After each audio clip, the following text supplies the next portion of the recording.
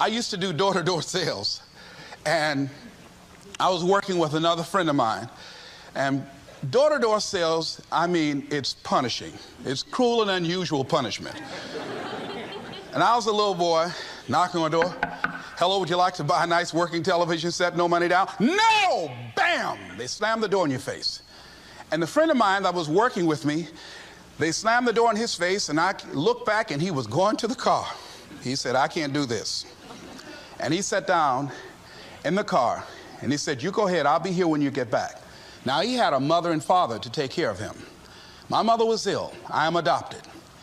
I was hungry. I had to go on. I learned something about myself. That when you step into your fears, somebody said, it was Winston Churchill, he said that courage is going from failure to failure without losing enthusiasm. When you step into your fears and continue to push yourself to go on, something happens for you. It will enable you to transcend yourself. I went to the next door. You like to buy a nice working television? No! Bam! Went to the next one. No! Bam! After a while, I no longer took it personal.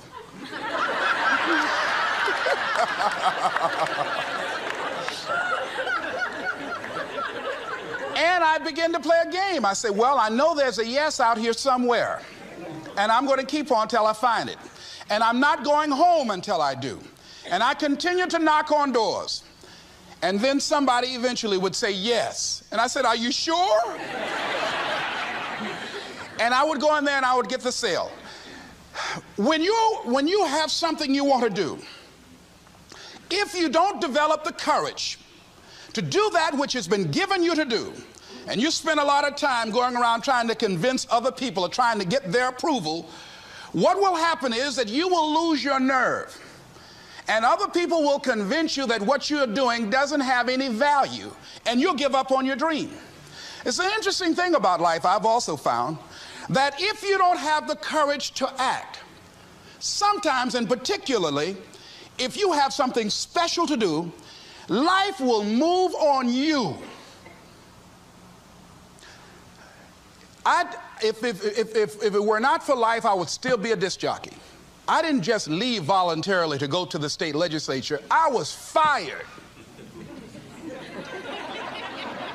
I was working on a job, and I came home one day. I was married at the time, and I told my former wife, I said, that guy Bert I work for is stupid. She said, if he's so stupid, why does he sign you a paycheck? Now, you see why I divorced her, right? I couldn't stand her. That night, I could not sleep well. Here was a guy that was controlling my life. I was going through all kinds of changes because this man controlled my paycheck. And it was Carlyle who said, truth crushed to earth shall rise again. Winston Churchill said, the truth is incontrovertible. Malice may attack it, ignorance may deride it, but at the end there it is. And we know scripture that says, ye shall know the truth, and the truth shall set you free. And the truth that I had to come to grips with, that I wasn't in charge of my destiny. The truth was that I wasn't giving all that I had.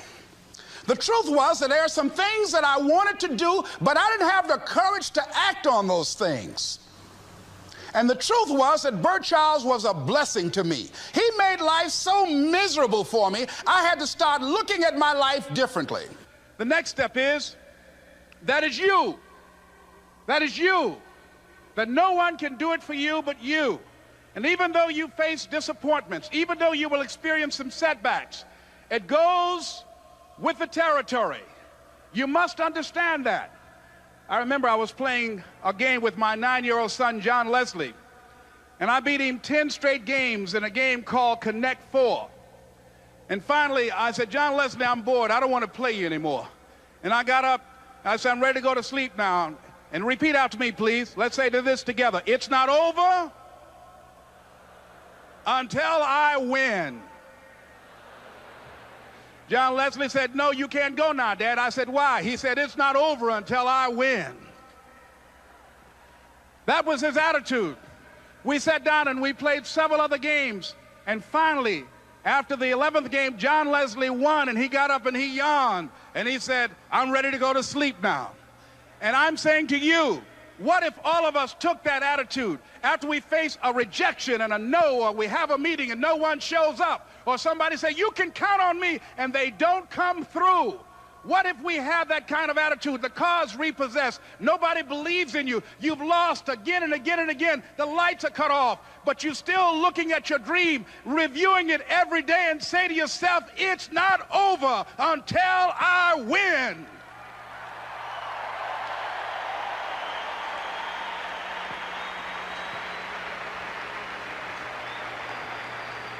Life will yield to you. Now here's the next step. Repeat after me, please. It's possible. I can live my dream. It's necessary. I work on myself. Surround myself with winners. Become creative. It's me. I've got to make it happen. It's not over until I win.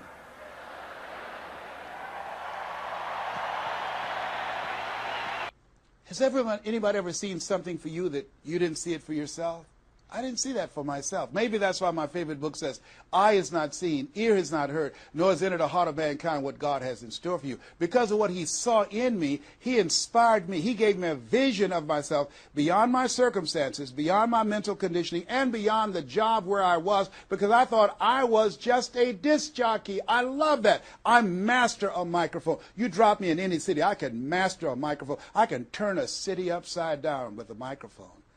But I had more in me than I was expressing, and I did not know it. And because of his encouragement, I became a community activist. Because of his encouragement, I started doing a talk show called Voice of the People. Because of his encouragement, when I got out of radio, I ran for the Ohio legislature, and I was elected. And because of his encouragement, I passed 14 bills my first term.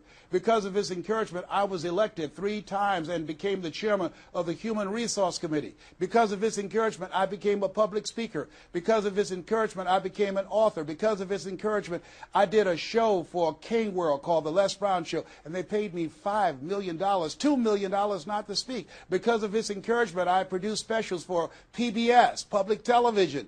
They said, you couldn't do that. You don't have a college education. It's educational television. Because of his encouragement, I did so many things I had absolutely no idea that I could do. I encourage you to live full and to die empty. There's more in you right now than just working on a job where they pay you just enough to keep you from quitting, and you work just hard enough to keep from getting fired. And when you make the decision and identify that key area of your life that you need to make a radical change, things will begin to open up for you. Now, here's the other thing that's very important. Once you identify your goal, I want you to get, if possible, a visual picture of your goal. My major goal was to buy my mother a home. I got the picture of the home with a 12-foot swimming pool and a basketball court on a golf course. I bought that home for my mother. It cost just over $400,000, 10,000 square feet. I had a picture long before I had the money and the down payment to get it. My goal was to be known nationally and internationally as a speaker. I had that goal. I had a card that I had on one side, asking and shall be given, seeking ye shall find, knocking and shall be opened. On the other side I had, I'm the world's #1 orator. I produced that result in my life. I had a goal of becoming a talk show host. I used to watch Phil Donahue, and I put my picture on the screen of the television. As I listened to the program, I visualized myself there, and I was called by King World Production, and I had my own talk show. Well, it was the highest rated, fastest canceled talk show in the history of television. Well, at least I had one. It's called life. Now, here's something else. You will fail your way to success. Trust me on that. You can have a lot of failures, a lot of disappointments, but you will fail your way to success. Goethe says, that which does not kill you will make you stronger. See, 85% of people allow their fear of failure to outweigh their desire to succeed. That's why you have to be of good courage. You have to have courage. When life knocks you down, I have a saying, try and land on your back, because if you can look up, you can get up. So once you look at and decide the goal that you want to put some things, put a treasure board or a goal board and have pictures of the goal that you want to achieve so you can see it every day when you get up in the morning and the last thing at night. You're programming your subconscious mind where 9 out of 10 decisions that you make comes from there. But the next thing, ladies and gentlemen, I want to share with you that some of you already know that it's hard. It's not easy. It's hard changing your life. It was hard when just over 3 years ago in the Penobscot building in Detroit, Michigan, where I was operating my business, and I fell on some hard times, and I was sleeping in my office. It was hard coming into the lobby, and the security said, "Excuse me, Mr. Brown, can we see you for a moment?" And I said, "Yes," and I walked up to the counter, and he gave me an envelope. And he said, "Would you mind reading it here?" And I opened the envelope, and the envelope was from management that said, "This is an office tower. It's not a hotel. Please do not sleep in your office." And I said, "Excuse me, sir." I said, "I just work long hours in creating my business. I'm an entrepreneur. And right now, things are bad for me. But they're not going to be this way always. And I just asked for the opportunity to continue to operate like I'm doing. I'm not trying to make this my home." And it was hard coming through the lobby. And sometimes they would laugh. There's a guy talking about becoming successful. And look at him. He's bathing in the bathroom upstairs on the 21st floor. He sleeps on the floor. Him and 2 other dreamers up there. Look at him. It was hard, ladies and gentlemen, coming to speak to people. And I was facing financial difficulties in my own life. I was behind on my bills and my dreams, and I'm saying to them, you can live your dream. It was hard, ladies and gentlemen. It was very difficult to pick myself up each day believing that I could do it. There were times that I doubted myself. I said, "God, why is this happening to me? I'm just trying to take care of my children and my mother. I'm not trying to steal or rob from anybody. Why did this have to happen to me?" It was very hard. And here's what I want to say to you. For those of you that have experienced some hardships, don't give up on your dream. No one could have convinced me by holding on, by continuing to push forward, by continuing to run toward my dream, that one day I would have my own talk show. It's a long shot, ladies and gentlemen, from Liberty City, an abandoned building on a floor, never knowing my mother or father. It's a long shot. Being here with you today in this dome in Atlanta, it's a long shot. No college training, labeled educable, mentally retarded, but I kept running toward my dream.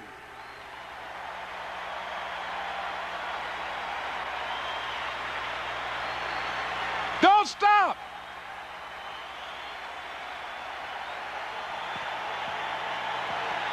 Don't stop.